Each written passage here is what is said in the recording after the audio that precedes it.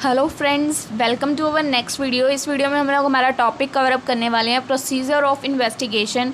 Guys, investigation chapter से related मेरे channel पर एक प्लेलिस्ट है, आपको मिल जाएगी ऑडिटिंग की। उसके अंदर आपको इन्वेस्टिगेशन से रिलेटेड जो भी वीडियोस चाहिए मिल जाएंगी। सो आप लोग जाकर मेरे चैनल पर चेकआउट कर सकते हो। ऑडिटिंग की प्लेलिस्ट है मेरे अकाउंट में, तो आप लोग देख सकते हो। गाइस, वीडियो को शुरू करने से पहले आप लोगों से एक रिक्वेस्ट है कि मेरे चैनल पर 90.6% ऐसे लोग हैं जो वीडियोस को तो देखते हैं बट उन्होंने चैनल को सब्सक्राइब नहीं कर रखा है। सो गाइस, आप लोगों से एक रिक्वेस्ट है कि चैनल को सब्सक्राइब करके बेल आइकन को ऑन कर लीजिए ताकि हमारी लेटेस्ट वीडियोज़ की नोटिफिकेशन आपको टाइम टू टाइम मिलती रहे।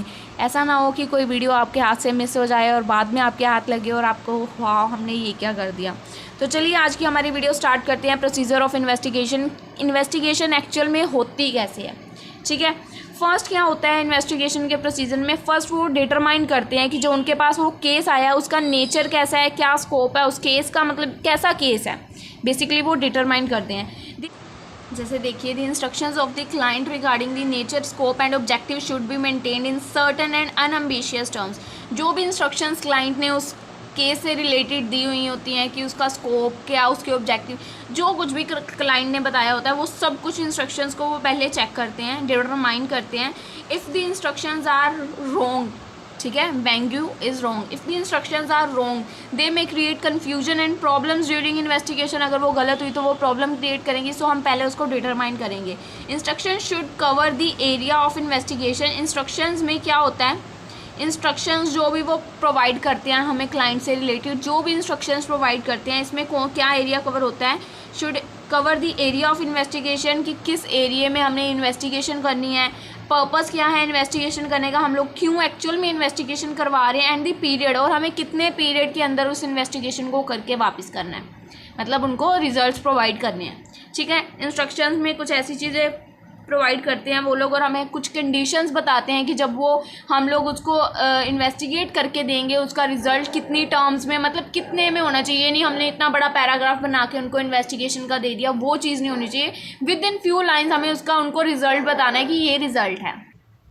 अब इसके बाद नेक्स्ट पॉइंट कौन सा आता है, फॉर्मुलेशन ऑफ इन्वेस्टिगेशन प्रोग्राम, कि इसके ऊपर कौन सा प्रोग्राम अप्लाई कर सकते हैं, किसका निर्माण लगा सकते हैं। देखिए, investigation programme can not be fixed and rigid. ये फिक्स नहीं होता कि एक ही इन्वेस्टिगेशन का प्लान होता है, डिफरेंट केसेस के अकॉर्डिंग डिपेंड करता है कि किसके ऊपर हम कौन से प्लान के ऊपर वर्क करेंगे, क्योंकि जैसे टेक्निक्स होती हैं हर वे में हर केस को सॉल्व करने के लिए, वैसे अलग अलग प्रोग्राम्स प्लान्स होते हैं। Actual investigation procedure at each stage has to be programme. हर स्टेज पे उसको प्रोग्राम ऑलरेडी करके रख रखा है, बट हमें तो नहीं पता हम किस स्टेज का यूज़ कर रहे हैं इस केस को सॉल्व करने के लिए। Depending upon the various developments in the course of the investigation, ये डिपेंड करता है उसके केस के ऊपर और जो हमारा इन्वेस्टिगेशन ऑफिस है उसकी डेवलपमेंट्स के ऊपर, कि हमारे पास कितने प्लान्स की स्टेजेस अवेलेबल भी हैं। कई होते हैं अभी मतलब अप टू डेट ही नहीं हुए होते, उनके पास लेटेस्ट होते ही नहीं हैं plans. Finding of the previous step, जो प्रीवियस स्टेप है, जो ये कि कौन सा इन्वेस्टिगेशन प्लान हम लोग अप्लाई कर रहे हैं, will the finding of the previous step, पिछले स्टेप को फाइंड करना, विल डिसाइड दी, इसके बाद ही फर्दर कोर्स डिसाइड होगा, कौन सा प्लान है उसी के अकॉर्डिंग हम आगे स्टेप को फॉलो करेंगे, तो वही डिसाइड करेगा कि हमारा फर्दर इन्वेस्टिगेशन का कोर्स क्या है, किस अकॉर्डिंग हम लोग आगे प्रोसीड करने वाले हैं। हील फॉर्मुलेटिंग, जब हम ये पता कर लेंगे कि हम कौन सा प्लान अप्लाई कर रहे हैं, while formulating the investigation programme the broad scope, तो हमें उसका ब्रॉड स्कोप, उसकी लिमिट्स की हमें उसके अंदर कितना डिटरमाइन करना है सब पता चल जाएगा। इन्वेस्टिगेशन जब हम लोग उसको फाइंड आउट कर लेंगे कि कौन सा प्लान अप्लाई कर रहे हैं, investigation programme the broad scope and limits are to be determine, तो हम उसके ब्रॉड स्कोप एंड लिमिट्स को डिटरमाइन कर लेंगे कि अब हम लोगों को इसके अकॉर्डिंग चलना है, आगे हमारे पास इतनी लिमिट्स है और इसके अकॉर्डिंग हम लोग सारा आगे प्लान कर लेंगे, जब हमें पता है एक्चुअल में हमें यही प्लान अप्लाई करना है, ठीक है। देखिए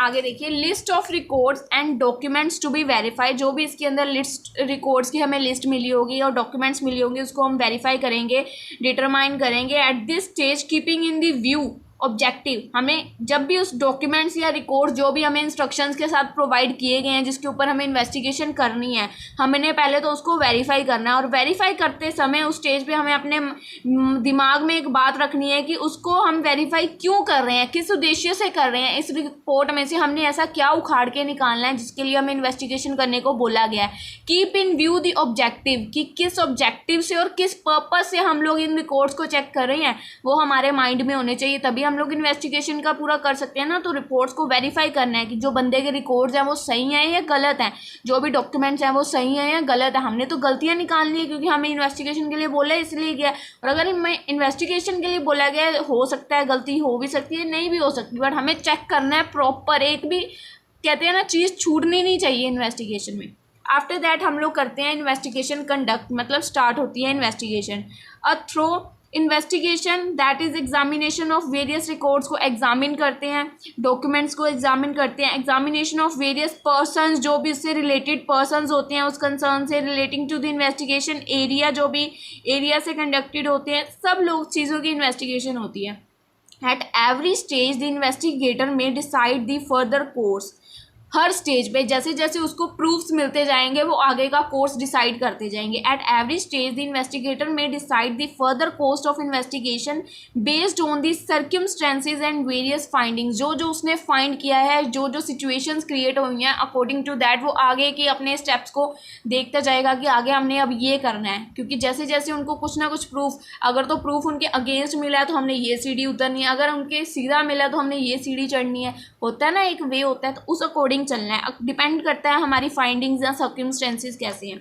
after that the investigator shall maintain an exhaustive records of work done, जो इन्वेस्टिगेटर है वो मेंटेन करता है जो भी उसने रिकॉर्ड्स या जो भी उसने काम अभी तक किया है, जो जितने भी एविडेंस को एग्जामिन किया है, इंपॉर्टेंट जो भी डिस्कशंस हुई हैं, सब कुछ एविडेंस जो भी होते हैं उन सभी को कंडक्ट करके मेंटेन करता है। ठीक है, records maintained by the investigator, जो भी रिकॉर्ड्स को उसने मेंटेन किया है along with supporting documents, along उनके साथ जो डॉक्यूमेंट्स उसको इंस्ट्रक्शंस के साथ मिले थे, अलोंग विथ सपोर्टिंग डॉक्यूमेंट्स में form the basis of formulating of conclusion, उन सभी को फाइंड आउट करके वो एक कंक्लूजन निकालेगा and preparation of the investigation report, और लास्ट में एक इन्वेस्टिगेशन रिपोर्ट को प्रिपेयर करेगा। बेसिकली अगर देखा जाए तो प्रोसीजर यही इतना सा थर्ड पॉइंट वाला ही था।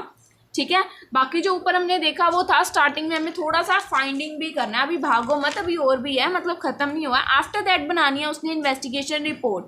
अब इन्वेस्टिगेटर क्या करेगा, इन्वेस्टिगेटर में कोरिलेट, जो उसको एविडेंस दिए गए थे और जो उसने खुद से सबूत निकाले उनको कोरिलेट करेगा। इन्वेस्टिगेटर में कोरिलेट ऑल हिज फाइंडिंग, जो भी उसने फाइंड किया और जो भी उसने जो उसको डॉक्यूमेंट्स दिए थे उनको उसने जो एनालाइज किया, all the supporting documents and statements, thoroughly examine the investigation records and drawn conclusion, जो भी कुछ था सब चीज़ों को उसने कोरिलेट करके बेसिक सिंपल भाषा में, देसी भाषा में सबको मिला मिलू के जांच की एक तरह से उसकी। ठीक है, डॉक्यूमेंट्स को एग्जामिन किया। ही डूइंग सो, जब वो ये चीज़ कर रहा है, काम कर रहा है, he must have an open minded, first of all उसको ओपन माइंडेड होना पड़ेगा, free from pre conceive notion, सब चीज़ों से फ्री होना। ये नहीं है वो यहाँ डॉक्यूमेंट चेक कर रहा है, दिमाग में घर की बातें चल रही हैं, आज मेरी वाइफ ने बोला था सब्जी ले आना, मटर लेते आना, आलू लेते आना, ये चीज़ें नहीं दिमाग में चाहिए, फ्री होना चाहिए, पूरा ओपन माइंडेड होना चाहिए, वर्क के टाइम पे वर्क।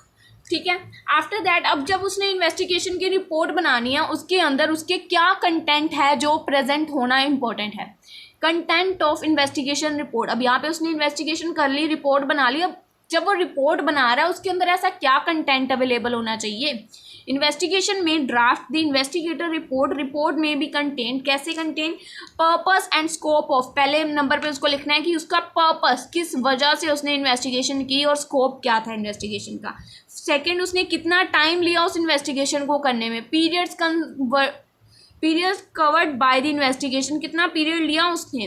टर्म्स ऑफ इन्वेस्टिगेशन, क्या टर्म्स थी इन्वेस्टिगेशन करने के लिए। रेफरेंस टू बी रिटन, जो भी इसको इंस्ट्रक्शंस में बताई गई थी टर्म्स, उसने उन टर्म्स को फॉलो करके किया या नहीं किया, जो भी है ये सब कुछ उसको लिखना है। वेरियस लिमिटेशंस, जो लिमिटेशंस उसको केस को सॉल्व करते हुए फेस करनी पड़ी, दैट में materially affected the conclusion draw should be mention, जो भी उसको फेस करनी पड़ी, जिन्होंने मतलब उसकी रिजल्ट को काफ़ी इफेक्ट किया मटेरियली, तो वो भी उसको मेंशन करनी है। जो भी अजम्पशंस उसने लिए थे, उसने सोच, उसके पास एक क्लू निकला, उसने अज्यूम कर लिया दूसरा ये चीज़ होगी, क्योंकि जब तक हम अगला अज्यूम नहीं करेंगे, हम उसके बारे में सर्च नहीं करेंगे, हम अगले तक पहुंचेंगे ही नहीं। तो अजम्पशंस मेन रोल प्ले करती है, उसने क्या क्या अज्यूम किया वो भी उसको बताना है। Assumptions forms the basic investigation, because assumptions, अगर वो अजम्पशंस नहीं करेगा, the assumption should not defeat the very purpose, जब तक वो अजम्पशंस नहीं करेगा हम लोग अपना पर्पस डिफीट ही नहीं कर पाएंगे। Not defeat the very purpose, जिस पर्पस तक हमें पहुंचना है इन्वेस्टिगेशन के, जिस रिजल्ट पे, हम पहुंच ही नहीं पाएंगे क्योंकि हमने कुछ अज्यूम ही नहीं किया। अगर हमें एक चीज़ फाइंड आउट हुई है, एक क्लू मिला है, तो हम उससे दूसरे क्लू तक जा सकते हैं। सेम दैट इज बोल रहे हैं, जब तक हम अजम्पशन नहीं करेंगे हम दूसरे तक नहीं पहुंच सकते। Investigation report should contain headings, जब वो रिपोर्ट बना रहा है उसके अंदर उसको पहले हेडिंग्स देनी है, फिर उनके अंदर सब हेडिंग्स देनी है, फिर उसको चार्ट्स के थ्रू समझाना है, फिर ग्राफ्स के थ्रू, मतलब हर वे से समझाना है। Conclusion of investigator should be stated is clear and certain terms, जो भी वो कंक्लूजन इन्वेस्टिगेशन की रिपोर्ट बना देगा, सब कुछ कर देगा, आफ्टर दैट लास्ट में कंक्लूजन देगा, और वो जो कंक्लूजन होगी इन्वेस्टिगेटर की, stated is clear and certain terms, बिल्कुल क्लियर वर्ड्स में, मतलब समझ आने वाली होनी चाहिए, और सर्टेन वर्ड्स में लिखनी है उसको, मतलब इतनी सी कंक्लूजन देनी है, और उसमें सारी इन्वेस्टिगेशन की रिपोर्ट का निचोड़ निकाल के 2 या 4 लाइनों में जो भी लिखना है। सपोर्टिंग डॉक्यूमेंट्स, जो भी उसके साथ सपोर्टिंग डॉक्यूमेंट्स है, जो भी डाटा है मे बी प्रेजेंटेड, उसको भी साथ में अगर वो चाहे तो ऐड कर, मतलब स्टिच करके उनको भिजवा सकता है। Presented and evidences to report, तो उसमें एक तरह से एविडेंस का काम करेंगे जो भी उसने फाइंड आउट किया है। तो यहाँ पे ये खत्म होता है हमारा procedure of investigation. I hope guys ये वीडियो आपको बहुत अच्छे से समझ आई होगी। जो भी मैंने थोड़ा बहुत समझाने की कोशिश की है, आई होप मैंने आपका दिमाग कम खाया हो और आपको ज़्यादा समझाया हो। तो अगर गाइज आपको वीडियो थोड़ी सी भी अच्छी लगी है तो वीडियो को लाइक कर दीजिए, और अगर गाइज आपको वीडियो में कोई भी शिकायत है या कुछ भी प्रॉब्लम आ रही है तो प्लीज़ मेरे को उसी चीज़ को कमेंट में लिख के बताइए कि आपको ये चीज़ में प्रॉब्लम ये आई और मुझे ये चीज़ समझ नहीं आई, सो दैट मैं अगले टाइम से इसको इम्प्रूव कर पाऊँ। ओके गाइज, मिलते हैं फिर नेक्स्ट वीडियो में। Bye bye guys.